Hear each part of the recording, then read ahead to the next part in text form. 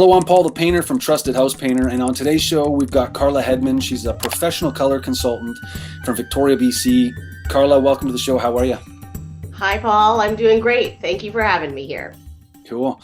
Well, you created a document called How to Choose the Perfect Painting Color for Your Home. It's 7 professional color design tips to help Yes.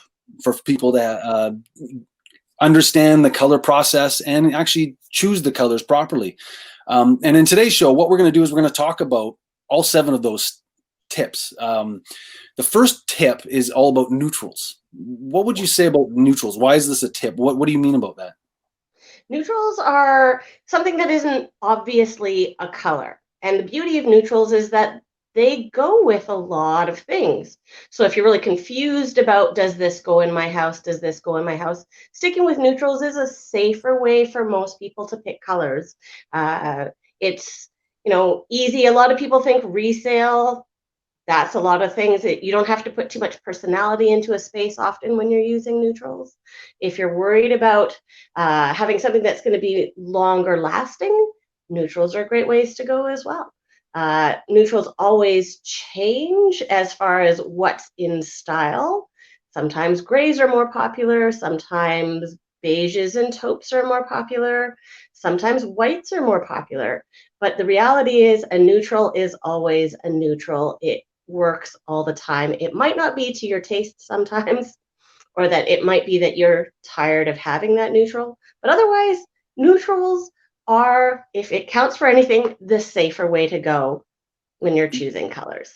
Yeah, absolutely. So we'll get on to the second point, which is strong colors, and I think we'll identify the tips you give about strong colors, and then we'll identify the contrast between the two, which might help the listeners understand a little bit more about this step two, or this tip two, which is strong colors. Mhm. Tell us about strong colors. Now, strong colors can have a great deal of impact, and sometimes that's what you want. You want to direct the eye, you want to focus the eye on something. Great idea to do that. If you want to have something that actually, the thing about neutrals, if I'm going to go back a little bit about neutrals, is that neutrals don't always give a lot of personality to a space. So if you don't know how to decorate around a space, sometimes, adding colors in on your walls actually adds part of the decor. So you're not relying on your decor around the house to give you influence or, let's say, a feel to a space. Color can give it more personality. You can go blues, like a navy blue, hard, strong color. But the thing about that is that cool colors, even though it might be strong, recede. And so it might not advance at you the same way that a warm color like a red will do. They both have a great deal of impact. It's just whether you want to have stronger energy or softer energy. That's good info. That's good info. So give us an example. Give the viewer here an example of when you would use a neutral, for example, with interiors. Well, the beauty of using neutrals in an interior, say you're going in a hallway or an entryway or something that you want to have sort of a continuity, something that maybe you want to change colors in each room. Having a neutral in the middle is a great way to meet these colors together in case you're, wanting to put a different color in each room or 3 different colors in the house and having one as your main color to drive you through or pull your eye all the way through the space. And the beauty of having neutrals is mixing it with color. Your color becomes more apparent, and your neutral becomes more neutral. If that makes any sense at all. Yeah, well, as a house painter, what I notice is that when you paint a house, an exterior of a house, for example, in neutral tones, Mhm. you can add hanging flower baskets, red and pink flower baskets, Right? and I see, a rose garden in the front that's just makes it pop, or they've got specific kind of brickwork in the front that just makes it pop because it has that contrast to it. Yeah. So I know exactly what you're talking about. Maybe give another example of when you'd use a strong color. When would you use a strong color, for example, in an interior, for example? So using a strong color in an interior can do some really interesting things. You could do it on, say, a front door on the inside. It focuses your eye on the front door, gives your entryway just a little bit more interest. You could use it in a powder room. A powder room is a small little room. It's going to be small no matter what you do. Why don't you use it as a little jewel in the middle of the house and add some color in it? Like, there are some options to do it. You do not have to use strong color everywhere. If you use it everywhere, it's definitely a bold statement. So it's really up to you as far as how you want your space to feel. The neutrals will emphasize the color as well. So you've got that nice contrast, just like you were saying about the flower pots against the neutral of the background. What do you see? You see the neutral of the background and it's lovely, but then you also get that little pop of color. Yeah. And so your third point on the PDF, the free PDF, Yeah. how to choose the perfect paint color for your home is undertones and neutrals, or I should say neutrals and undertones. So maybe what do you mean by selecting undertones and neutrals? So because a neutral is essentially a neutral if you pair it with a color. But as soon as you start pairing neutrals with neutrals, then your neutrals start having colors to them. So I don't know if you've ever put a beige with a gray, and sometimes your beige looks yellow and sometimes your gray looks blue. That's where you're coming out with your undertones. So putting neutrals with neutrals, that's how you can really pull out the undertone. And it just comes down to what's most important in your space. If you're decorating with yellow and yellow looks good in your space, but you're done with yellow, you know that an undertone of yellow in a color will always work in that space. Same idea with blue. If you decorate and the decorating with the blue looks good in there, you can make a blue undertone work in your space.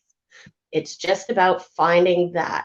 You just don't necessarily want them to fight. So if you're putting, a gray that you think is gray, but ends up looking blue next to something that is a beige that looks very yellow, you get blue and yellow in your room instead of gray and beige. So don't So add neutrals together, in other words. sometimes you can. It's just Okay, the easier way to do it is to stick to the same undertones. I If see. you're worried and you don't have enough experience to do those things, pick an undertone and roll with it. Okay, that's good advice. Well, Yeah. the fourth tip that you give in the free PDF is things you cannot change. Maybe mention what you mean by that. What I mean by that. Say you've bought a new place and you love the new space, but the reality is, maybe you don't have enough money to redo everything, but you can have enough money to repaint and make the space feel a little bit more yours. But say you have new carpeting and it's in really good shape, but it's kind of pink and you don't really like pink. What do you do with it? What most people will end up doing is they'll actually end up picking colors, try to ignore it. And what it end up doing is it actually emphasizes the pink. Yeah. So one of the things that you want to do with that, if you don't want to make the pink stand out stronger, is to actually pull something that has some red in it, Hmm. which I know, like I mentioned in the tips, that it seems counterintuitive, but it really is something that will help camouflage or tone down a color that you really don't like. So if Yeah. you have a base carpet, you don't want to be going at anything that is green based. They do work together, but all it does is it emphasizes your carpet. So I if you have a see. pink carpet, you're better off with going something that has more into the pink beiges, taupes that have more of a red undertone in them, just to tone everything down. Doesn't mean that you have to do pink in there. I mean, you certainly could. There's no harm in doing that. I guess But so. if you don't want it to be everywhere pink, you still need to have something that has some red in it. That's how they blend together. Yeah, when I'm giving some of my professional color consultation, which is very minimal, to Mhm. clients specifically with exteriors, Yeah, I often tell them look at things you cannot change, like your roof. You generally can't change the color. If you've got a red yeah, roof, you've got to right? deal with that. If you've got white gutters or white window frames, like some people have brickwork, red brick in the front of their house. So there's things you can't change, and you got to kind of start with that. And then, in other words, that's what you're trying to say. Is start with what you're kind of stuck with, and then go from there. Yes. It always, if you include it in your color scheme, it's more intentional and it always looks way better if you do that. Okay, that's cool. Well, it brings us to our next point, which is lighting. Tell us why hmm lighting and color is so important. What is the purpose of lighting with color? Well, basically color really is, when we see it through our eyes, it's all relative to light, available light, and what it's next to. Lighting and relativity really pushes or pulls on colors. Hmm. So, the reality is color is going to change all the time because lighting changes all the time. Yep. Sun rises, sun sets, it goes all the way around. You have sunny days, you don't have sunny days. It's going to change. And sometimes that's why it's hard to pick a color, because you're looking at a color, at noon in the middle of the summer, and then in the middle of winter when it's, 5 o'clock in the afternoon and dark. Why does this color look so gross? It's Yeah. because the lighting has made it look that way. So sometimes you want to look at, when you're choosing colors, look at them throughout the day. I don't expect you to look all throughout the year. That's a little bit much for people having to wait that long to choose colors to wait through the year and see what they actually do. But give it a day. Look at it all through the day. See what it does for you. Do you like it? And also, another thing that I like to point out too for people is, when are you home most of the time? If you're home all the time, well, then that's really important.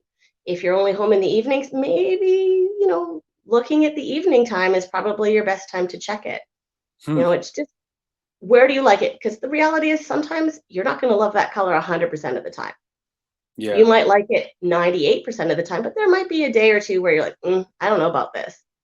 And it might even only just be in a corner that you don't like it, Yes. Because it's right? all about lighting, and we'll get in the It's all next. about lighting. Yeah. We'll get into the next 2 points after this quick tip. A lot of the times I tell clients of mine when I'm painting is when they're putting it on the outside of the house, the color, I tell them to put Mhm, it on 2 or 3 different sides of the house so that they get to see what the back mhm, side, the west side looks like mhm. in the morning and at night, and you can see the east side on the morning and at night. So it kind of gives you a different perspective of the way the sun moves through the sky throughout the day. So that's another little tip that I do with respect to lighting. So the last 2 points of this free PDF, which is how to choose the Mhm. perfect paint color for your home, is the difference between natural light, which is point number 6, natural light. Tell us a little bit more about natural light. How does that affect color? So natural light, what you're going to get on that, it basically is, are you getting the sunshine on it?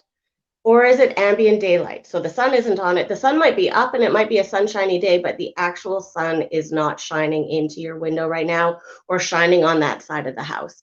What you're going to get with sunlight is warmth, right? You think of the yellow of the sun or the gold of the sun, that color comes and shows you the warm yellow notes. So you're going to get warmer color because you have warmer light. When you've got ambient daylight, so that means that the sun is not actually shining in, you just have daylight coming in. Daylight tends to be on the blue side. And if it's overcast, it's gray blue. Good way to think about it is, what does the sky look like? If the sky looks like that, that color is coming into your house, or it's on your house when you're looking at an exterior. So Yeah, yeah. Go that's ahead. the biggest thing when it comes down to, what does the sky look like? That color is coming in your house. That color is on your house. So basically, look at the sky, that blue. That's why a lot of the time when people pick colors and they're tend to be bluer than they thought they were going to be, Hmm. it's because daylight is doing that for you. Yeah, it's interesting. I know from photography, like for example, when the sun is going down, sunset, you can get Mhm. brilliant warm pictures because Right? the sun is low on the horizon. Whereas it's probably best to take wedding photos when it's somewhat overcast, because then you get the diffusion of the light of the sun, Yes. which creates a different, less shadows, for example. So Yeah, um, that's a perfect example of what that does. yeah, and I know with recent forest fires here in the BC where we are, Oh, sometimes we get the summer haze, and that turns yeah. everything orange or bronze, and it can totally distort the color of your home, right? Yeah, 100%. So that's something that a lot of people forget about. I mean, we could get into other things too about, windows. Windows always have UV protection. If they're newer windows, they have UV protection. So that UV protection is adding some color as well. So when you have the light coming through that, it is actually filtering the light in a different way than if you had clear glass. Yeah, who knew it would be so complicated, eh? Well, It it brings can us be to complicated, but it doesn't have to be too difficult.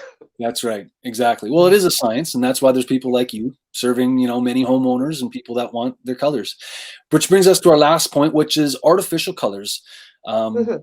Now, there's different color temperatures. There's, like you mentioned, yellows, blues. You can get light bulbs that are all these different temperatures, and different temperatures are good for reading. Tell us a little bit more about how artificial lighting can affect colors. Well, it's just like I was saying about daylight and how daylight can be blue and sunlight can be warm, you can buy bulbs that are trying to emulate basically the light that comes off the sun.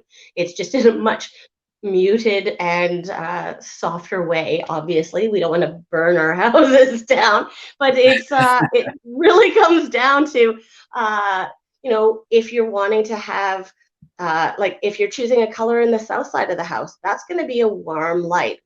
South facing rooms, west facing rooms tend to be hotter light that comes in them.